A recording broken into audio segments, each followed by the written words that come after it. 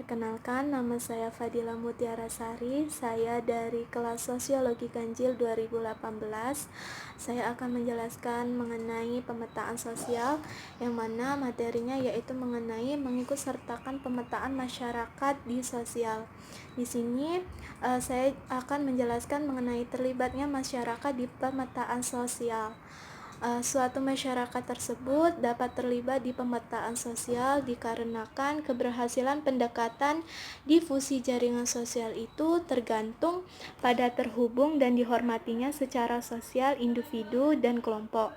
Jadi, untuk mencapai keberhasilan masyarakat yang terlibat dalam pemetaan tersebut, ada sebuah proyek bernama Tekponon Jikoguwo yang mengembangkan seperangkat pembelajaran dan tindakan partisipatif latihan secara kolektif bernama Komunitas Jaringan Sosial Pemetaan Tool untuk menentukan orang-orang yang paling berpengaruh secara sosial dan kelompok-kelompok di setiap komunitas yang berpartisipasi.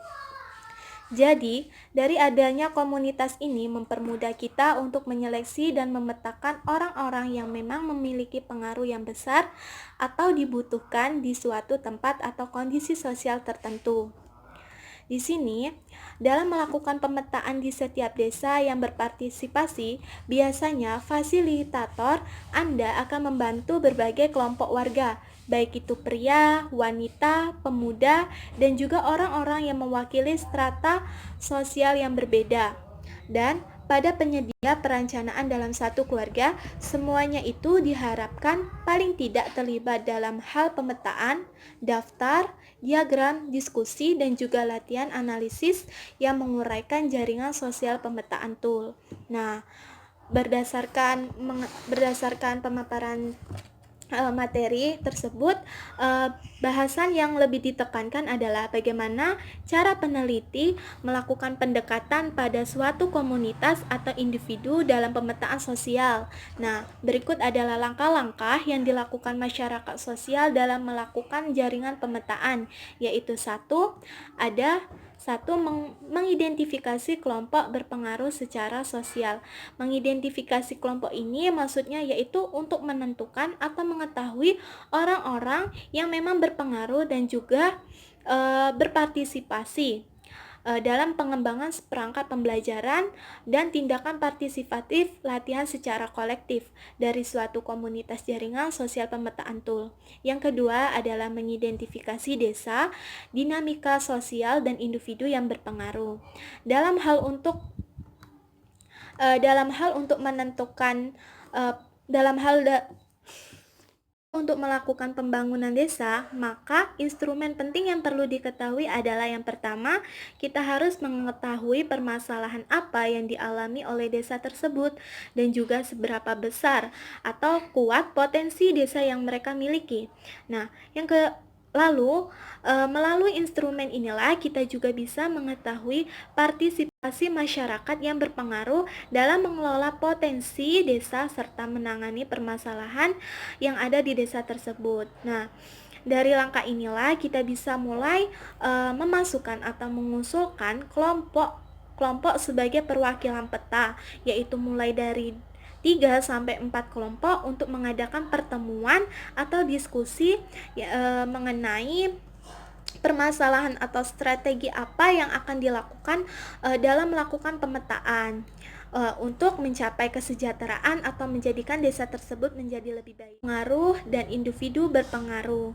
Di sini, staf tinjauan data akan menganalisis dan memilih kelompok dan individu mana yang memang berpengaruh yang dilihat berdasarkan analisis masyarakat. Dan dari sinilah kelompok atau individu bertemu sebelum seleksi berakhir. Yang keempat itu validasi kelompok berpengaruh yang dipilih dan individu yang berpengaruh. Validasi yaitu atau pembuktian adalah suatu cara yang dilakukan untuk melakukan pembuktian apakah suatu individu atau kelompok masyarakat tersebut itu benar-benar berpengaruh dan memiliki koneksivitas yang memang ada pada setiap individu maupun kelompok tersebut. Setelah itu saya akan menjelaskan mengenai pemetaan masyarakat sosial. Pemetaan sosial sendiri itu bertujuan untuk memahami dan mendapatkan gambaran utuh mengenai kondisi sosial masyarakat lokal. Nah, kegiatan ini penting dilakukan karena setiap masyarakat memiliki kondisi sosial yang berbeda-beda serta memiliki masalah yang berbeda pula. Untuk itu, disinilah diperlukan adanya pemetaan masyarakat sosial untuk mempermudah serta memetakan masyarakat yang memang memiliki pengaruh yang lebih untuk bisa ditempatkan di wilayah yang dibutuhkan atau di kondisi sosial tertentu. Nah,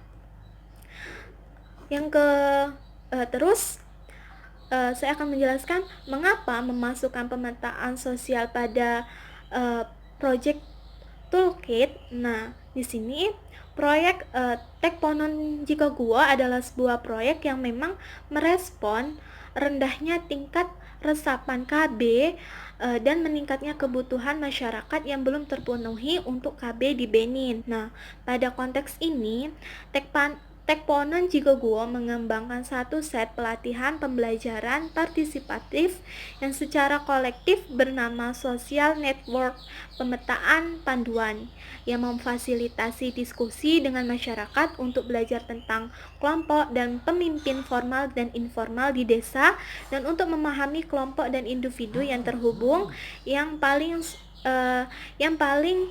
sosial dan dihormati sehingga mempengaruhi jaringan sosial dan penyebaran ide. Nah, di sini saya juga akan menjelaskan mengenai melakukan komunitas sosial pemetaan latihan.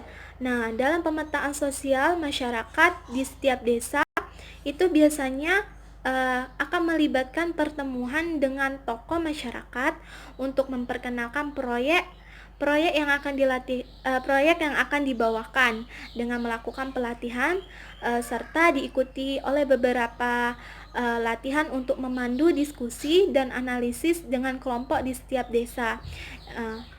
Terus ada beberapa bagian dalam melakukan pemetaan di dalam masyarakat. Yang pertama itu pengantar masyarakat.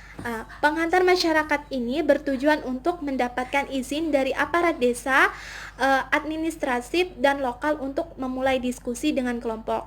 Nah, dari sini mungkin pengantar masyarakat ini adalah awal di mana kita meminta izin kepada baik itu kepala desa atau pemimpin desa kayak itu. Terus langkah-langkahnya itu yang pertama itu kita dapat memperkenalkan diri kepada aparat desa yang penting. Yang kedua itu menjelaskan tujuan dan sasaran dari proyek dan menempatkan penekanan dan pada partisipasi masyarakat melalui kelompok-kelompok relawan dan orang yang berpengaruh.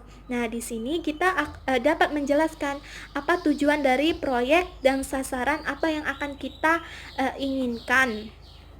Yang ketiga itu berbicara tentang strategi komunikasi untuk mobilisasi sosial. Yang keempat, meminta izin kepada kepala desa untuk bertemu dan dengan perwakilan masyarakat, kemudian dilanjutkan dengan berdiskusi. Yang kelima itu mengatur pertemuan dengan perwakilan masyarakat dari kelompok yang diundang oleh organisasi kita. Terus kita berdiskusi hingga tahap yang kedua tadi selesai. Yang keenam itu kita mencatat pertanyaan yang belum tersampaikan mungkin kan. Terus sebelum itu kita juga menyampaikan rasa terima kasih kepada peserta ataupun masyarakat yang terlibat untuk waktu dan usaha yang telah mereka berikan. Bagian ketiga itu memahami masyarakat, dinamika sosial dan orang sosial berpengaruh dalam pemetaan. Nah, di sini bertujuan untuk menjelajahi bagaimana masyarakat mengatur sendiri secara sosial dengan bantuan peta masyarakat. Nah, langkah-langkahnya mungkin yang dapat dilakukan juga yaitu kita memperkenalkan diri kepada penyajian proyek serta menjelaskan bagaimana proyek ini bertujuan untuk memahami organisasi masyarakat dalam hal struktur sosial. Yang kedua, meminta kelompok untuk membagi 2 kelompok berdasarkan jenis kelamin, yaitu untuk mengembangkan peta dengan menggunakan materi yang disediakan dalam waktu 10 hingga 15 menit. Yang ketiga itu, setelah kelompok telah menyelesaikan peta, mengambil peta satu persatu, maka di sini kita dapat mendorong peserta untuk mendiskusikannya dengan mengajukan beberapa pertanyaan pada setiap peta. Yang keempat itu, terima semua orang untuk berpartisipasi dalam memberikan tanggapan apakah mereka itu menyukai atau tidak menyukai aktivitas yang telah dilakukan, serta mintalah tanggapan dari mereka mengenai pertanyaan tambahan. Setelah itu saya akan menjelaskan mengenai pemilihan dan kelompok orang berpengaruh dengan siapa untuk terlibat dalam kegiatan. Yang pertama adalah ada bagian 1, yaitu mengenai kelompok pemilihan dengan siapa proyek ingin terlibat. Nah, dengan siapa proyek ini ingin terlibat itu paling menarik, yaitu dimana dibagi menjadi beberapa kriteria. Yang pertama itu adalah adanya pengaruh, yang kedua itu didorong oleh koneksivitas, yang ketiga itu adanya frekuensi pertemuan, yang keempat itu adanya ukuran kelompok, dan serta yang kelima itu adanya kelompok usia, lalu dibandingkan dengan kelompok perempuan, kelompok laki-laki, dan juga kelompok campuran. Nah, langkah-langkahnya yang diambil juga yaitu 1. Mengidentifikasi sebagian besar kelompok yang berpengaruh dan memilih kelompok terbaik yang terhubung. Yang kedua itu identifikasi kelompok yang sering bertemu. Nah, kita di situ dapat memilah-milah kelompok mana yang memang sering hadir atau sering kita lihat. Yang ketiga itu memilih pilihan terakhir. Bagian kedua yaitu ada rapat kelompok pemimpin dan kelompok anggota untuk mencari mereka dalam keterlibatan kegiatan untuk mengidentifikasi kelompok katilis untuk dilatih untuk mengembangkan reflektif dialog bahan. Nah, langkah-langkahnya yang dapat diambil yaitu 1. Introduksi. Nah, introduksi ini adalah awal untuk menghubungi presiden ataupun pemimpin masing-masing kelompok yang dipilih untuk menjelaskan kepadanya tujuan dari proyek dan harapan apa yang akan kita ingin bawakan yang berkaitan dengan kelompok. Nah, pada akhir diskusi biasanya kita bisa juga mengatur untuk bertemu dengan anggota kelompoknya juga. Nah, yang kedua itu berdiskusi dengan anggota kelompok. Setelah kita menghubungi pemimpin kelompok tersebut, kita dapat berdiskusi dengan anggota kelompok. Yang ketiga itu kita menentukan hubungan lain kelompok prosedur. Dari langkah ini kita dapat dibantu dengan penggambaran diagram Venn untuk membangun hubungan antara kelompok-kelompok. Jadi dari diagram Venn ini kita dapat melakukan interaksi antara kelompok-kelompok sehingga lebih mudah dipahami.